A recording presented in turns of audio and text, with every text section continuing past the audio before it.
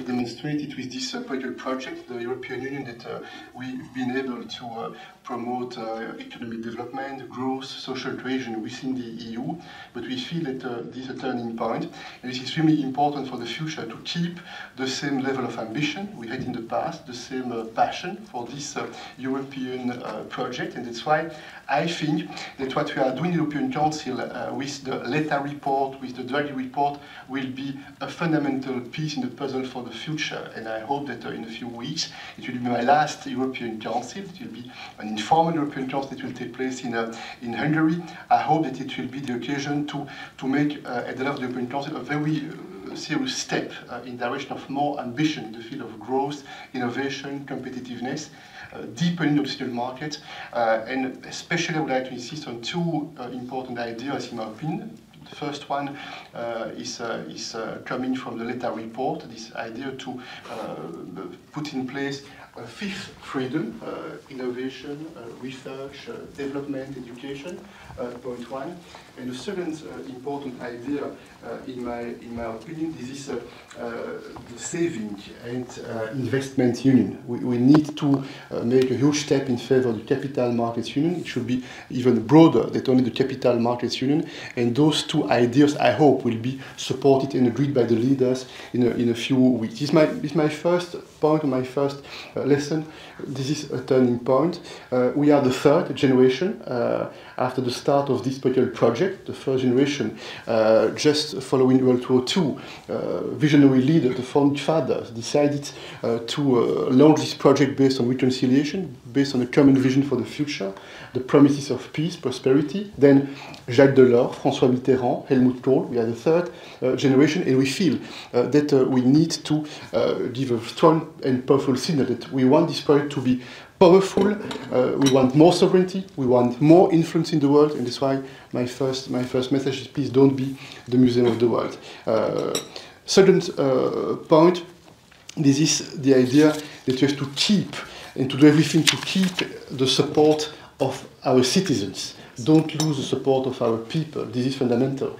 And here, I feel that we need to be courageous. We need to explain what we do and why we are acting that way. It means that we have to explain why we support Ukraine, why we think that enlargement is the right choice for the future, and why, in my opinion, we should speed up the efforts to include new member states, why we think that we have to build a new paradigm in terms of defense capabilities, European defense, and why we think that this is time to enlarge the European Union's project in some fields that were deliberately excluded when Jacques Delors put in place the single market. You remember that when Jacques Delors put in place the single market, with the support of the member states at that time, the decision was made not to include the energy sector. You can see today that this is needed to integrate, including the field of energy. This will be the energy union.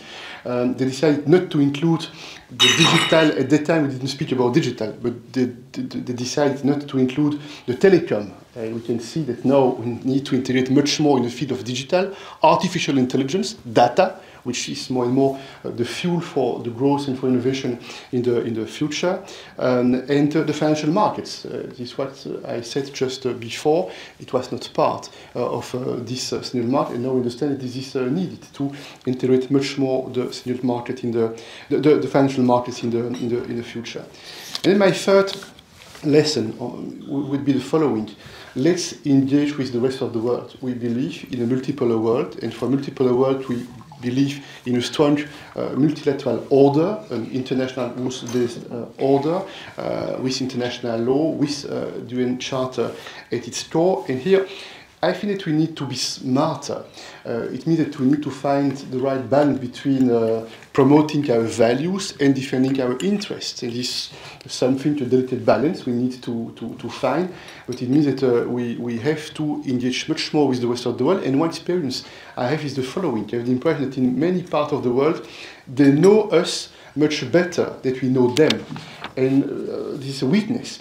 I think that we should be a bit more ambitious in terms of effort to understand, even in regions where they have a different institutional reality, where they have a different political model, we should try to understand how they see the world, how they see the future. I'll give you a few examples. I think that many countries which are interested to become BRICS member, or we just became a BRICS member. There was a summit in Kazan a few days ago.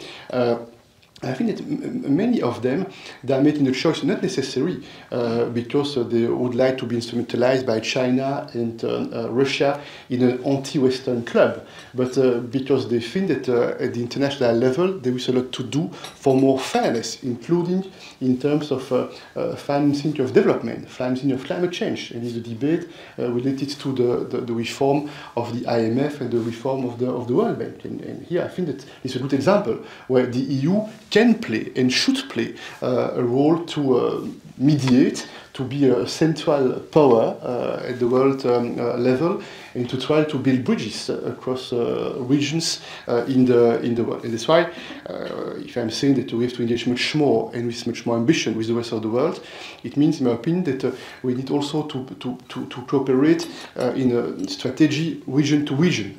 I think that the multilateral model is based, and is a result of the realities at the UN level, on the governments, the states on the one hand, and the UN system on the other hand.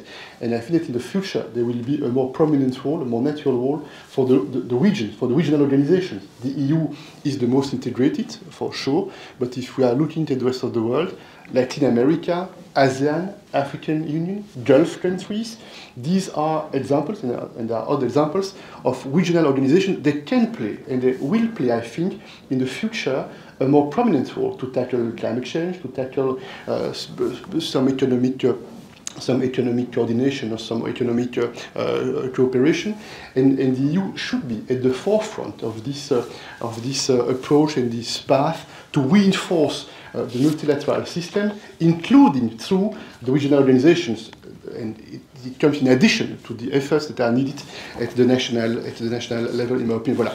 These are a few points. I don't want to be too long, but for sure, 10 years in this political body, this is a great experience. This is probably the honor of my life. This is a great privilege to have been to be in a position to serve at this level, because we can see that this European Council is a bit the tower of control of the EU, and a fortiori when the EU is facing crisis.